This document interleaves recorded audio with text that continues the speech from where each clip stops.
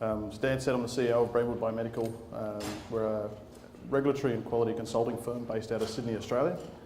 I'll do a quick plug. I know Luis did a plug for us earlier on reimbursement, but just to touch base on a couple of those points. We cover everything from small startups through to multinationals, and basically everything in between, whether it be reimbursement, regulatory or quality strategy, those sorts of things. We provide local representative services in a number of different jurisdictions, which gives manufacturers a confidence that someone's holding their license except for a distributor. And again, we can go through from pre-market through to post-market with registrations in a number of different jurisdictions, both here in the US and also across Asia Pacific as well. The presentation today was to touch on initially what we call global harmonisation. So for those that aren't entrenched in regulatory, as exciting as it is, we talk about harmonisation in a number of different forums. And harmonisation comes in a couple of different forms. This slide sort of shows the level of harmonisation that exists. A number of people here will know of GHTF, or the Global Harmonisation Task Force, which was prior to IMDRF. A number of different jurisdictions here are all intertwined. A lot of the regulatory framework that's being developed, this is primarily focused across most of the established jurisdictions, but most of those economies are in some way, shape or form starting to develop their own regulatory strategies. Some of them are leveraging existing, some of them are sort of going out on their own. But overall, it just gives you a decent understanding as to, there is certainly crossovers, which really brings back the point when there is changes in the regulatory world, it can affect a number of different economies, it can affect a number of different countries. Most of us in the room, I think a lot of people were here back in January when we were here, will be aware of what's happening in Europe. So at the moment, for those sort of fresh or coming fresh into the medical devices space or IVD space, for a number of years, the Europeans have relied on the Medical Device Directive for their approvals, which is basically your CE certification. That is changing, and now we're starting to see the introduction, if my buttons work, of what's called the Medical Device Regulation. So, easiest way to put that is everything that's ever been certified before under the Medical Device Directive gets flipped on its head, we start again, and they all need to be recertified to the MDR. Again, slightly different to that is the fact that they're now starting to introduce IVDR as well, so there's regulation specific for IVDs and for medical devices. Thankfully, the Aussies, we beat everyone to the game, and we've been doing that for a while, so we know that space quite well, and we know the pain that is about to be seen in Europe, I guess is the best way to put it. So with that transition, rumours have it that a number of different notified bodies who do that certification in Europe are actually stopping certifications to the directive and are moving now to some extent to the medical device regulation. Although it's not actually implemented, they are starting to introduce some of those requirements. While all of that goes on in Europe, we've also got the transition to the 13485 certification, which is now well and truly on its way, which just adds to the complexity for medical device manufacturers. Again, an additional piece is Canada, who come January 2019 will accept nothing but what's called a MDSAP report, which is a complete change to most. MDSAP is a medical device single audit program, for those that don't know.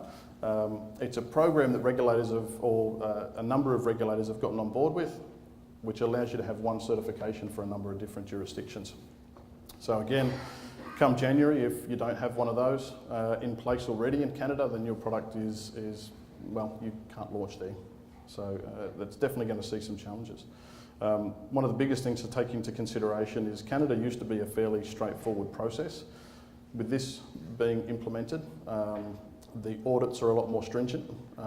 You also need to cover a number of different jurisdictions. It's not just the Canadian jurisdiction. So there is some hurdles that people need to get across. So fundamentally right now, as we sort of approach the end of this year and start moving into next year, all of these things are coinciding together. The reason why I flagged that is, yes, it's a risk for most companies. As I say, there'll be a number of products that will probably come off the European market that have been there for a long time. There will be a number of companies going through the challenges of actually taking their products into Europe. But one of the things to consider is, what about outside of Europe? If we think about other economies, in the past, it was recognised that most US-based manufacturers would actually go to Europe first to get CE, even before going through FDA. That's, over the last several years, has started to flip back the other way. So companies are now starting to head back into FDA directly and into other markets as well. So not just the FDA as well. But again, that's looking at the challenges that we're seeing in Europe.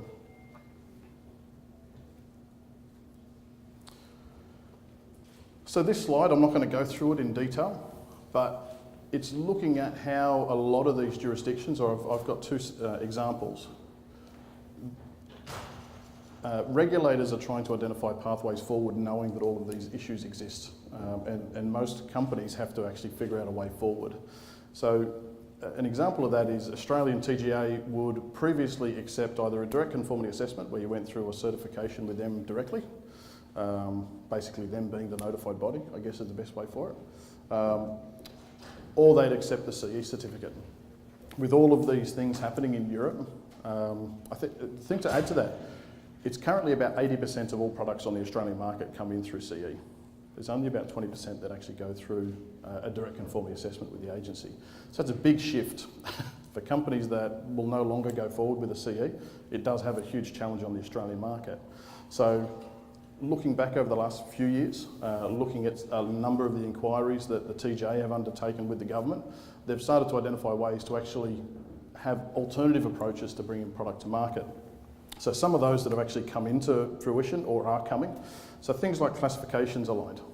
So those that are knowing what's happening in Europe, there is a number of changes with regards to the risk classifications of products, with a number of them all going up into the higher risk bracket. Australia will eventually follow suit at some stage. The TGA, one of the things that we're pushing is still, I mean, we'll always accept the CE certificate as a pathway forward. One of the things that we're hoping will come out of the more stringent rules in Europe is the fact that TGA will just accept the CE certificate on face value as it is. At the moment, if you go in with a high-risk device, so a class 3 or an active implantable or one of those products, it does actually need to have a review by the agency, therefore it takes about 12 months for your product to get through. The goal that we're working on with the TGA is trying to get them to a point where if we've gotten these more stringent rules in Europe, it should give us the opportunity to tick a box and say it's in place, let's move forward. So there is some benefits also to come out of that.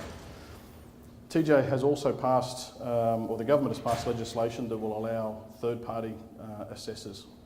What that means is it's very similar framework,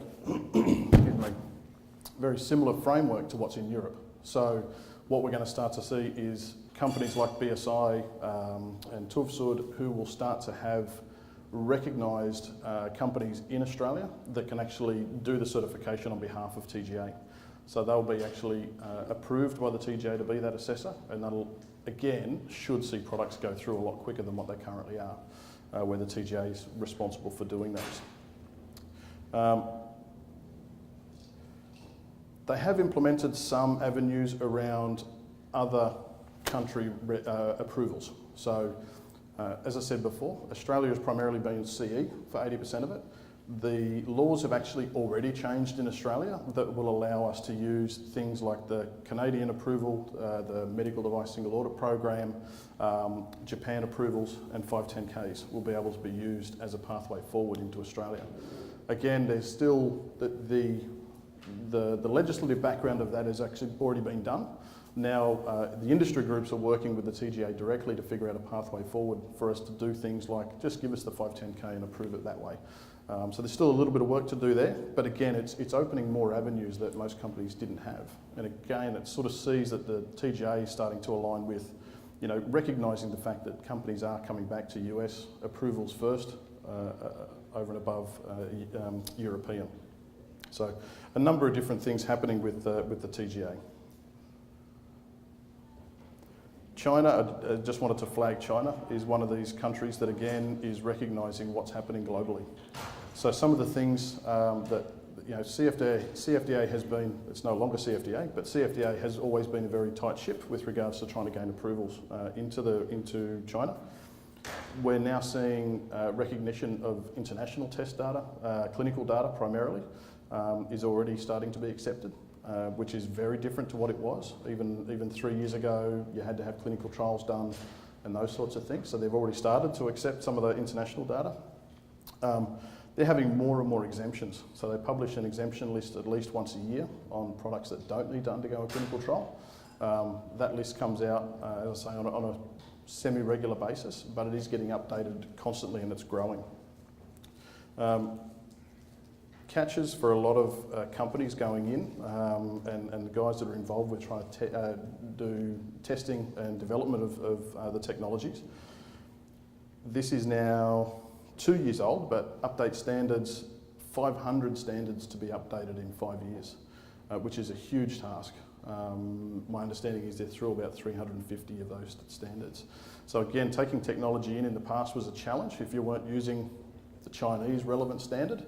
And a lot of the times they were backdated, they were old. So as you launched a new product here in the US or in any other region, you ended up in a situation where you couldn't actually get your product in unless you sort of went a step backwards with regards to testing. So that's actually going to change as well. Type testing is going and we'll start to accept international data. Again, it's opening doors. It's trying to open up ways for companies to come back into China. So it's recognising what's happening globally from a regulatory standpoint and trying to put those sorts of changes in place. So just a couple of points to consider. You know, this isn't just focused, I know my kangaroo friend there, isn't just for Australia, but other jurisdictions as well. As you're sort of working through development of a product, and I'd suggest from a very early stage, start to consider the product risk, the products itself and the actual risk classifications. The risk classes do align to some extent, but you need to consider those as you're sort of working through your development phase. Figure out the opportunity for some of those markets. You know, we've seen a number of companies that want to go through the stringent process of maybe going to China or some other markets, only to find that they haven't sold anything in a year. You know, sometimes it's worth considering that before you actually go down that path. Understand clinical requirements.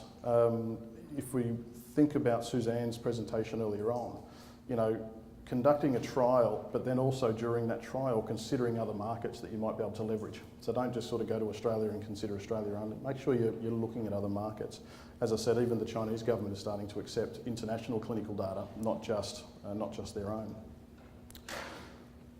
Primarily look at regulatory landscape and the changes that are coming.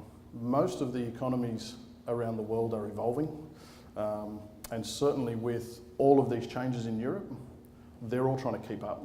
They're all trying to understand sort of what that looks like and how they can actually build a system that's going to not rely so heavily on Europe. Because as I say, there's a lot of issues in Europe and there's going to be lots of delays and things. So most of the jurisdictions are trying to figure out pathways forward outside of them. And primarily, you know, time and cost. Most of the economies to try to get into is not a cheap path, and a lot of them are timely. You know, you can go from a handful of weeks in Australia to gain approval to 2 or 3 years in some of the other Asian jurisdictions. So again, you've got to keep that in mind as you sort of work down that regulatory path as well. A final plug for me, I might have actually gained Dan some time if he's around. We do publish a newsletter every month called First Tuesday. It comes out, surprise, surprise, on the first Tuesday of the month. It normally just has a handful of articles in it that just help to keep people up to date with regards to regulatory changes, reimbursement changes, anything, and it's not just focused on Asia Pacific, it does more broadly than that as well. So, you know, log onto the website and sign up for it. There's no cost. And as I say, it comes out once a month. So, any questions, I guess? I've probably got about 30 seconds. No? No. Oh yes, Lewis is reminding me, so don't forget to come and join us for drinks. Brandwood sponsors drinks tonight, so you need to...